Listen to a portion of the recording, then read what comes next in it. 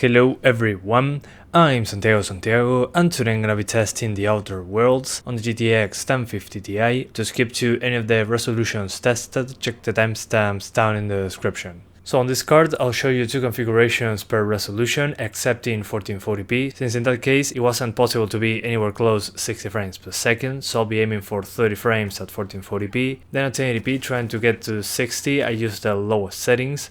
That wasn't enough to maintain 60s all the time, there were many drops into the 40s, so if you want to get closer to 60 with decent visuals, I recommend using 900p or lower the resolution scale a little bit. Then the same will happen at 720p, I'll lower the settings to around high in order to aim for 60 and then crank it up to ultra. Personally, I would just play at 900p with settings lowered, trying to be as close as possible to 60. You know, on first-person shooters, it's usually better to try to aim for a higher frame rate since you're using a mouse and a keyboard, but you do you can play at the frame rate that you want. So in the options menu, the first thing I recommend is that you lower screen effects to the lowest. This is a combination of things which the game labels as pose effects.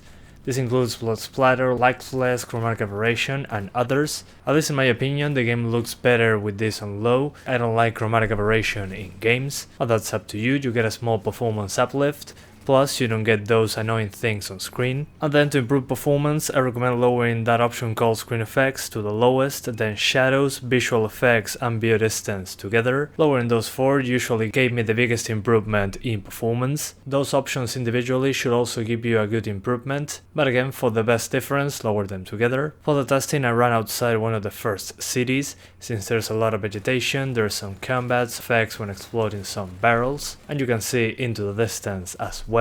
At least for me that seems like a good test. If I find a more demanding place, I'll let you know in the description, and if necessary I'll do another video on it. One other very important thing to mention is that the game can have the CPU maxed out pretty easily, especially if you have only 4 cores. Despite all this, you can get to 60 frames per second with a quad-core CPU. It doesn't seem to be that difficult, but in city areas it can drop below 60 in certain places. Especially the first times you visit a new area, the game will stutter, seems to be loading some assets in the background, and after those things are loaded in for the first time, each time you get back into the game, you shouldn't be seeing those stutters again. At least that was my experience. Then on the system RAM side of things, it can go over 8 GB if you are VRAM limited, so if you have a 4 GB card, I recommend using very high textures. If you have more than 4 gigs, use Ultra, and if you have a 2 gig or 3 gig card, consider using low or medium. In my case, in some of the 4 gig cards I use Ultra, that's why the RAM usage went over 8 GB super easily, but lowering the textures from Ultra to very high fixed that immediately. So yeah, as long as you have 8 gigs on dual channel, it should be more than enough. But anyway guys, that's about it. I hope you keep enjoying the video, thanks for watching and see you next time. Huh?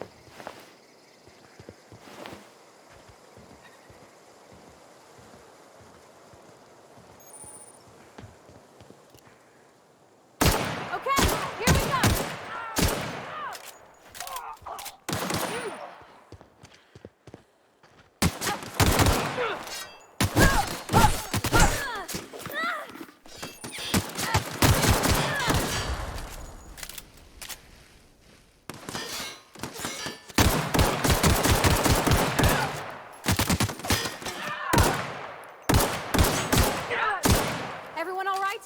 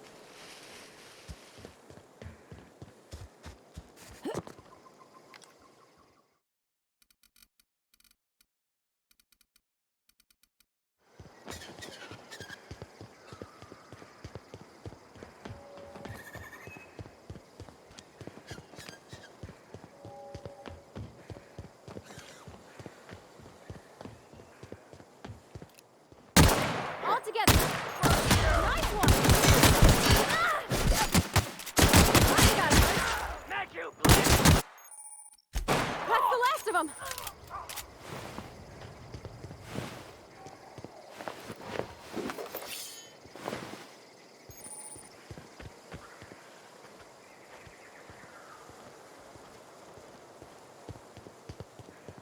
Huh? Here we go!